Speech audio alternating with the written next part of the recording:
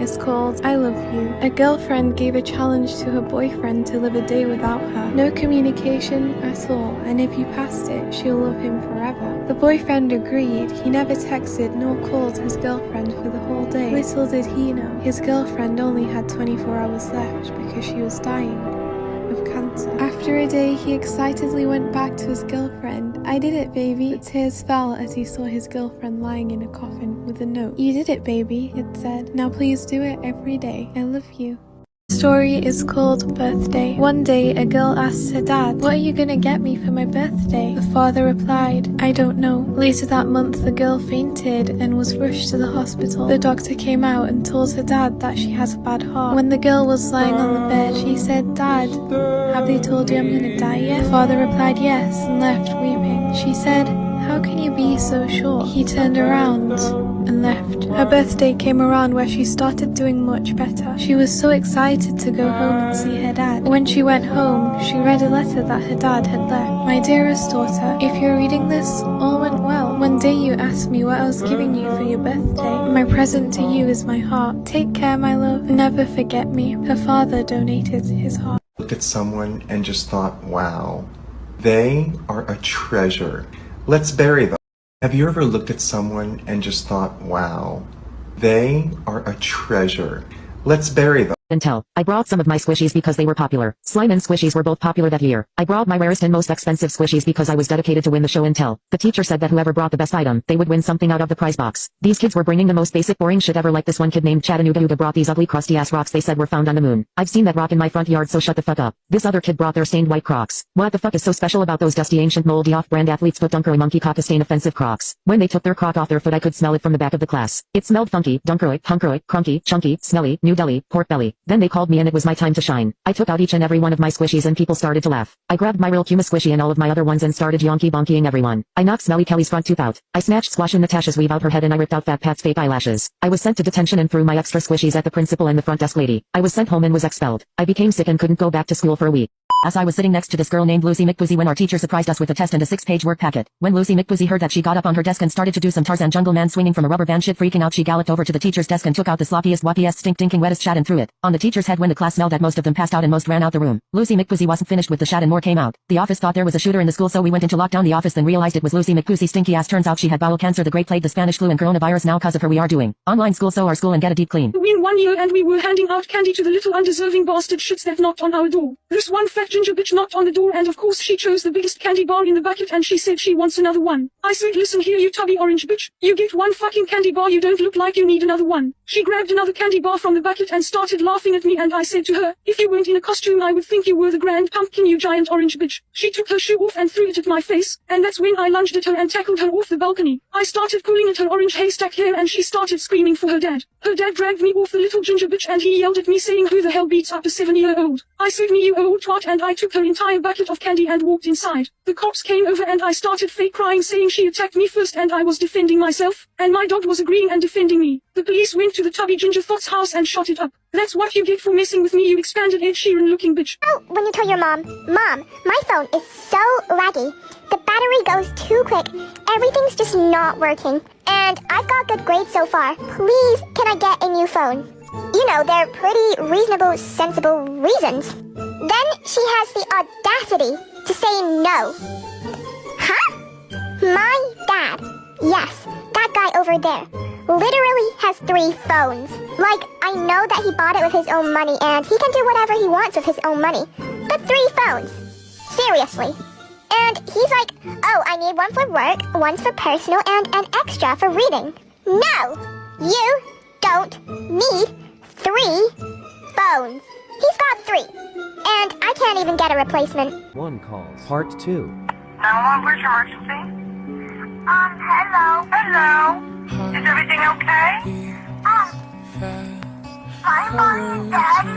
I think there's a bullet on the floor. There's a what? And there's blood coming out of my dad's mouth and he fell off the bed. He did? Where's Mommy at? I don't know, I think they're dead. What do you mean, sweetheart? I don't know. Hi, yes, I'd like to order a pizza for delivery. Pizza? I think you dialed the wrong number, ma'am. I don't think so. Do you still have the cheesy crust? The address? Sure, it's 235 Hayward Street, apartment 3F. Ma'am, are you in danger? Is someone making you feel like you can't speak freely? That's right. I understand. My name is Grace, okay? And help is on the way. I need you to tell me how many people are in the apartment. Would a medium pepperoni pizza be big enough for 2 people? What are you doing? I said large. Okay, so there's one other person with you. Is that who I'm hearing? Yes, that's right. Okay, you're doing really great. Can you tell me your name for the order? The name on the card is Kristen Smart. Okay, Kristen, and is the person threatening you armed? Mm-hmm. Move the paw! Come on! Okay, if he's armed with a gun, I want you to ask for extra pepperoni. Extra pepperoni would be great. And Kristen, is this person known to you? Yes. How long until you get here? We're looking at about 8 minutes. Say peppers if there's somewhere safe you can get to. No, definitely no peppers. It's a pizza, not a damn salad. Hurry up. Okay, just confirming you're on the 3rd floor. Yes, that's right. Southwest corner? Yes. What the hell is taking so long? I don't know, they're just really busy today. Then call somewhere else! I'm starving! Listen, I might just have to cancel this order. My boyfriend's getting kind of mad, so... Okay, listen, Kristen. I will have officers at your door in under 2 minutes, okay? I really need you to try and stay on with me. Okay, I think I can do that. Okay, good. Now I need you to try to move as far away from the door as you can. Can you tell me if he's facing it, the door? Let's try, bitch.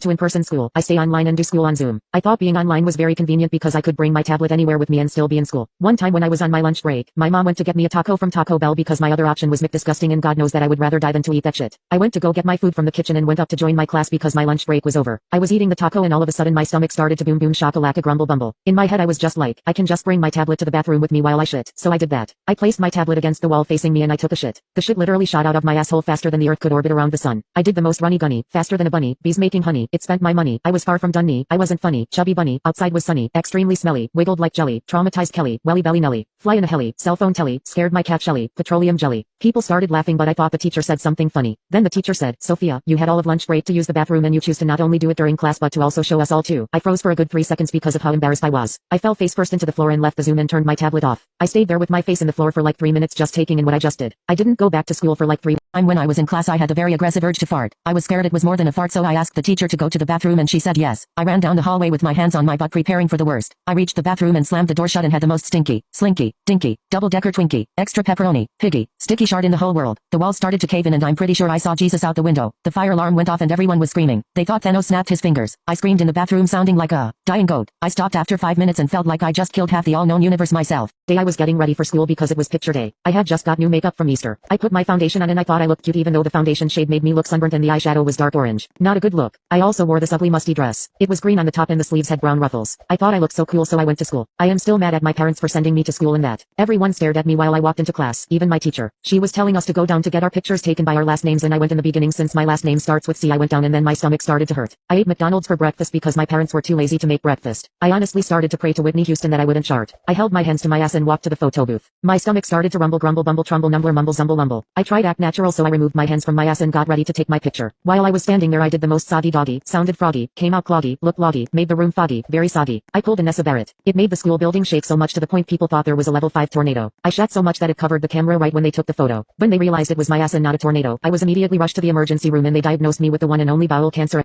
Having a bad day. I just thought it'd be nice for you to know that a girl who used to be in my class posted a thing to her story that was like, oh, like, honest opinions about me, please. And she responded to her own story and said, oh my gosh, you're the Heather. Queen Heather. You are the main character. You are so pretty and talented. This would have been fine if she didn't screenshot her own response and post it on her and post it to her story with her username still clearly attached. She was so in character. She was like, oh my god, you guys, stop. Like, why does everyone think I'm the Heather? I can't do this. No, you can't feel your tongue when you smile. Got you. Oh, look how cute you are smiling.